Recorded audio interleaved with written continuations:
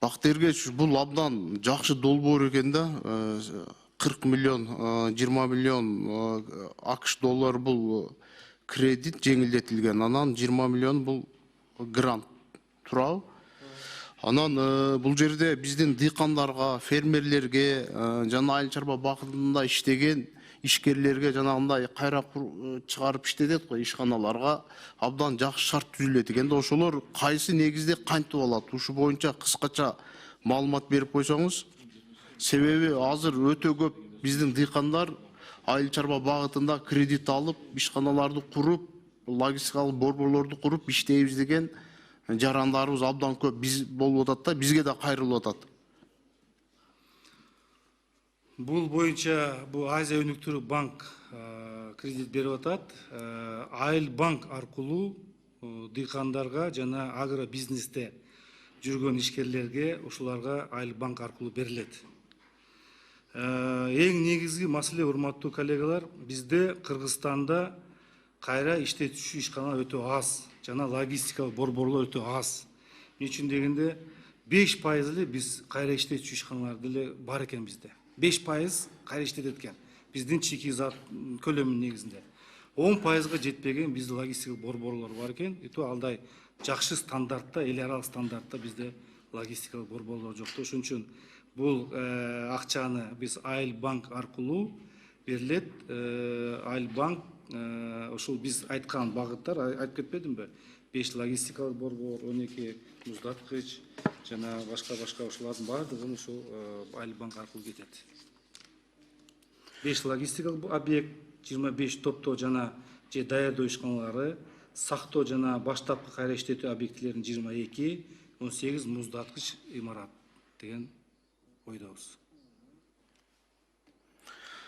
Жакшы, анан Бактыергечич, сумма кандай болуп берилет? Сом мененби, доллар мененби? Сом менен берилет. Эң жогорку кредит берүүчү көлөмү 5 миллион долларга чейин.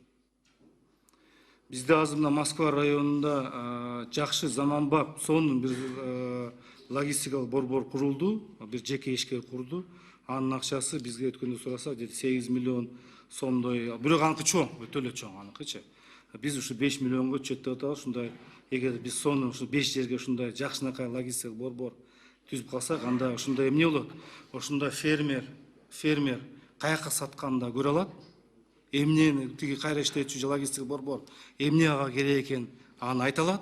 Жана сырттан келаткан биздин сатып алам деген, значит, биздин продукцияны каяктан сатып алам деген көрө алат да.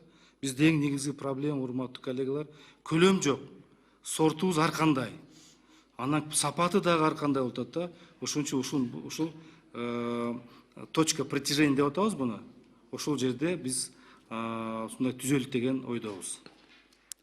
Рахмат, түшүнүктүү болду. Абдан жакшы долбоор экен, колдоого тете. Анан эми бизде айыл чарба багытында мына бак дарактар деле өзүңүз билесиз, эски Союздун мезгилинде калып кеткен да. Биз бак дарактарда бир жаңылануу Европанын системасына жакшы сапаттуу бак даракты көчөттөрдү алып келип, фермерлерди, дыйкандарды биз үйрөтүшүбүз керек да.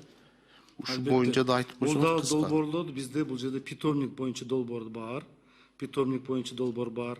Биз азыр токтом негизинде дагы бизге Кыргызстанга кайсы көчөттөр керек деп биз азыр тизме кылып атабыз.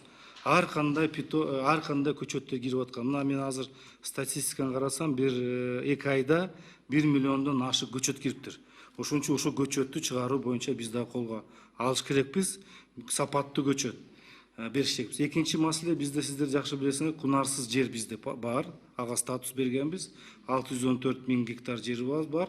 Ошол боюнча токтом биз кабыл алдык. Бүгүнкү күндө кунарсыз жерлер 1860 000 гектар. Биз азыр кунарсыз жерди көп жылдык дарактарды өстүрүү боюнча биз сунуштама райондук комиссия өзү берип атышат. Ошондо биз дагы азыр бул Нарын областында бул көчөт болот, Баткен областында бул көчөт болот деп биз азыр сунуштама берип атабыз дыйкандарга. Анткени туура эксин деп атабыз да.